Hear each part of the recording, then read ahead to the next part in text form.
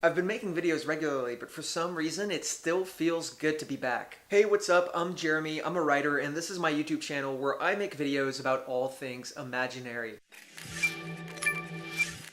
Today it's another episode of Experience Gain where we talk Dungeons & Dragons and how to get the most out of your home role-playing games, and for this episode we're going to talk about Druids, how to better engage your players who play Druids, and how to make their entire experience a little more narrative, from character creation and onwards. If you've been watching, you'll know that this is a little bit different than the kinds of videos we usually make about monsters or different rule sets and approaches to running the game.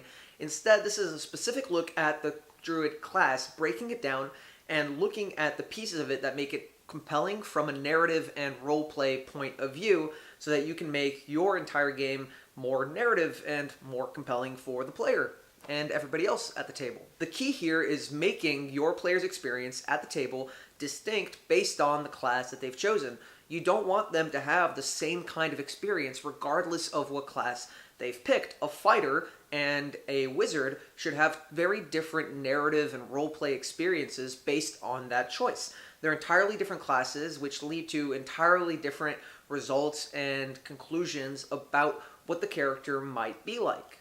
It doesn't set anything in stone, but it gives you different tools to engage your players, and the choice of class should serve as a really good launching pad for you as a dungeon master to figure out the kind of experience your player's interested in having at your table in that adventure or campaign. I find Druids fascinating because they're one of two classes that deals with nature magics, and they're the only full caster, spellcaster focused class that deals with that kind of magic. The Ranger being the other class, and only being a hybrid class that deals with both martial abilities and spellcasting. The way I see it, there are four key pieces to understanding Druids, and four ways you can engage your players narratively through them. The first is through the nature magic and the spellcasting. The second is through the Druidic, the specific, unique language of the Druids. Third is through wild shape, and fourth is through the Druidic circles. Well, in fact, we're actually only going to talk about three because we're not going to cover Druidic. I've been wanting to make a whole other video about languages in Dungeons & Dragons and how to use them, but I've been working on that in my own games and waiting until I'm a little happier with where I am with them before I make a video on it. For now, Dale Kingsmill, Monarch's Factory, has a really great YouTube video about Druidic, which I'll link below, that you should go and check out and watch. I love her videos. I've been watching them for a super long time. If you don't know her videos, but somehow you stumbled onto mine, she makes really, really great D&D content and other videos about mythological stories. So, with Druidic off the table, we're still going to start talking about nature magic. Now, as spellcasters, Druids derive their power by drawing on the essence of nature itself. In the grand scheme... I keep hitting this every video.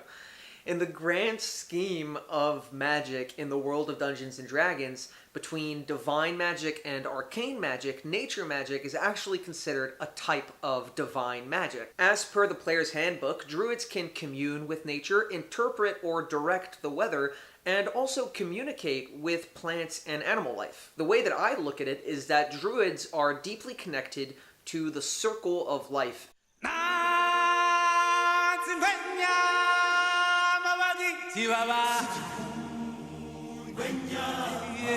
and the natural forces of the world. Much like there is an arcane weave that ties the entire world together with magic, we have in our own world a biological or natural weave that connects every living creature, and even non-living creatures, through weather and environment and natural effects, prey and predator relationships, and it's this connection that Druids are really tapped into and able to access, draw on, and influence with their magic. At the core, I see it as a sort of animistic philosophy or theology that looks at the wider or greater soul in all things, in the natural world itself and all its component parts. It understands, as Full Metal Alchemist puts it, that all is one and one is all. And honestly, as another reference, it's not too dissimilar from the Force. In fact, I think it's the most spiritual of the D&D magics. Other divine magic is much more inherently religious, whereas arcane magic is often more scholarly in nature or somewhat scientific. Nature magic, however, plays up the spirituality and the spiritual connection between the druid and this either patron or this wider force, and it's the spiritual connection between the druid and the wider force of nature that grants them their power. In doing research for this video, I was reading back through a lot of the spells and features throughout multiple of the Wizards of the Coast published resources, and if you look at the Druid craft spell, you see that the way the Druid actually casts that spell is by whispering to the spirits of nature. Now, obviously, you're not restricted to interpreting it in that way, but I think that gives us really great insight into how the Druid is interpreted via Raw, or rules as written. To look at some other alternatives, however, you don't have to limit nature magic to being tied to this animistic force or circle of life. Instead, you can definitely tie it to a patron or deity. There's no reason a Druid, as a type of divine caster, couldn't draw their magic from a god of the wilderness or goddess of nature or some sort of greater aspect in that way. They could also be considered a sort of primal magic, where perhaps the forces of nature are the old gods before the pantheons that other divine casters know and engage with today. It's up to you to decide on your flavor for your setting, and depending on what you decide, you can use that to color the rest of how the Druid might be, the way that you might find Druids in your world, and even the kind of focus that your players might choose or might be provided with. As long as that natural connection is there, you're off on the right foot. And ultimately, this kind of thinking, I think, also ties in really well to understanding how are Druids made. Where does this connection with the natural magic come from? Wizards, for example, spend a lot of time studying magic and studying the theory behind spellcrafting and spell casting, and this is how they gain their magical abilities, through a sort of scientific understanding of the weave. Ultimately, I don't think there's one right answer for Druids, and I think it's up to you as a dungeon master to have this conversation with your players. Ask them where they think their connection came from. Whatever character they're playing, understanding the origins of that character and how they first found or came into their class leads to really interesting roleplay opportunities and gives you some great hooks to have in your arsenal to engage your player with throughout a game. Perhaps the player gained their connection to the natural world through long time study. It wouldn't be study in a book in an ivory tower. Instead, this would just be time spent in nature, learning to understand the circle of life firsthand, and gaining perhaps empathy or a deeper spiritual connection to these forces. Alternatively, it could be a more sudden experience or encounter, where perhaps if they were caught in a storm or suffered some other kind of traumatic encounter, their powers came from that. Lastly, one other idea that I've seen, which I really like, is perhaps your Druid didn't choose their powers, or it was through no course of their own effort that they received them. Perhaps instead, the forces of the natural world, much like the weave of magic, has its own flow, and your Druid was just chosen. The character was just chosen by the forces of the world. To what end, your player doesn't know, but it gives you a really great mystery and different way to engage with this realm, with this kind of magic, that will ideally lead your player on some really interesting adventures along the way.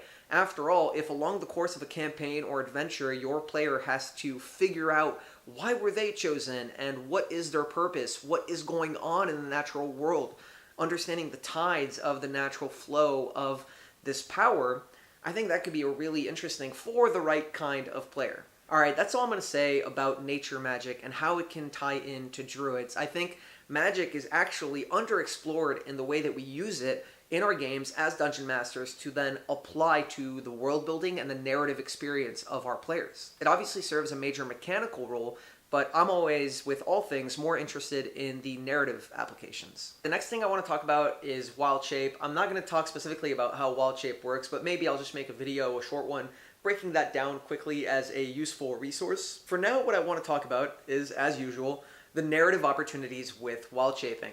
Wild Shaping typically requires you as a player to decide which animals, which beasts you've seen in order to be able to take their forms. Past that, it's assumed that you can probably only wild shape into other beasts that you see or encounter along the way.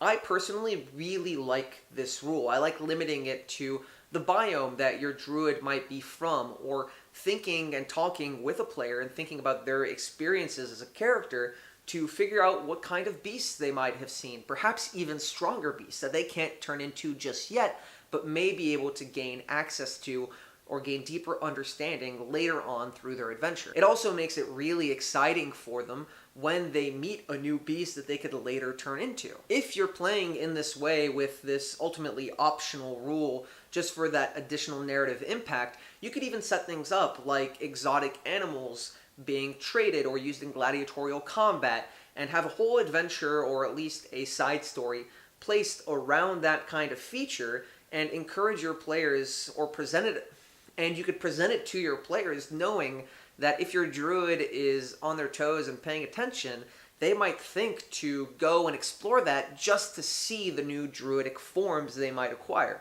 Now, perhaps you want to do more than just seeing the creature. Perhaps the druid needs to more fully understand the creature.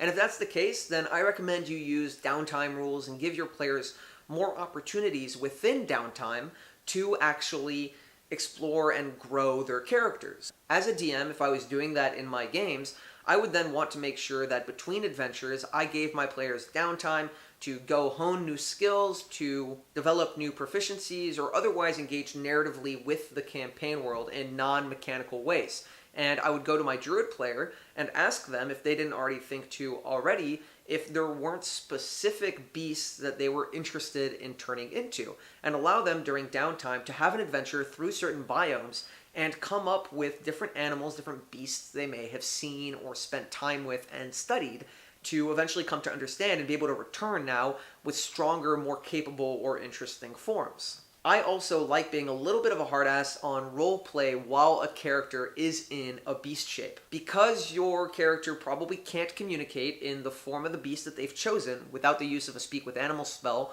or some other similar magical effect, it really constricts and constrains what the group can do and how the group can interact.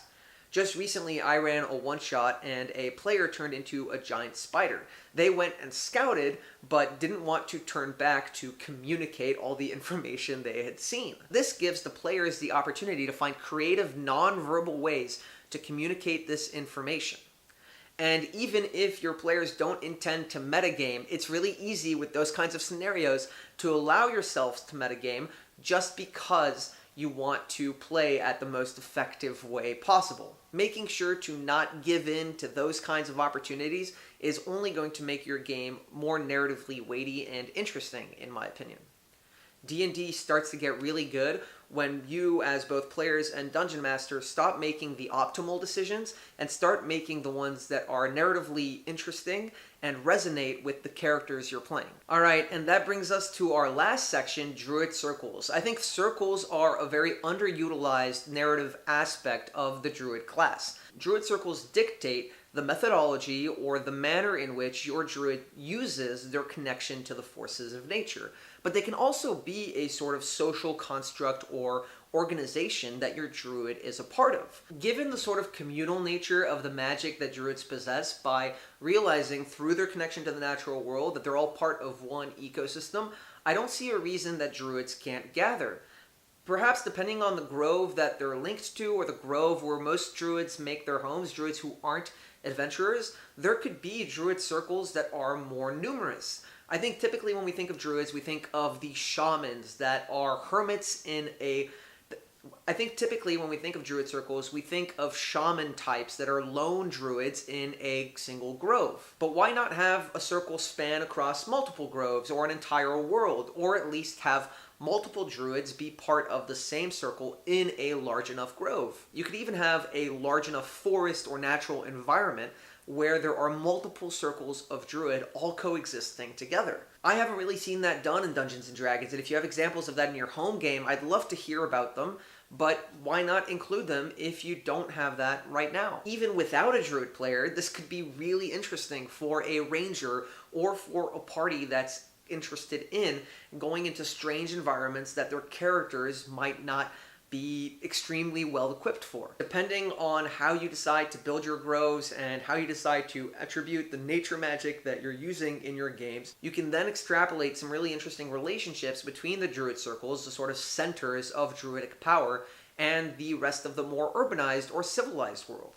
Perhaps there are Druidic circles based in cities that want to maintain the balance of cities and are there as a check against the more urban industrial powers so they don't expand too far into the natural world and infringe upon the environment, the plants and animals that druids are tied to, are sometimes bound to protect, or just otherwise believe is very important and valuable. They might be sort of anti-poachers who want to protect endangered species and make sure that hunting is carried out reasonably. They would be overseeing and making sure things don't go too far one way or the other, right? They also wouldn't want nature to probably overrun things unless you want to play them up as villains or play into the moral gray areas.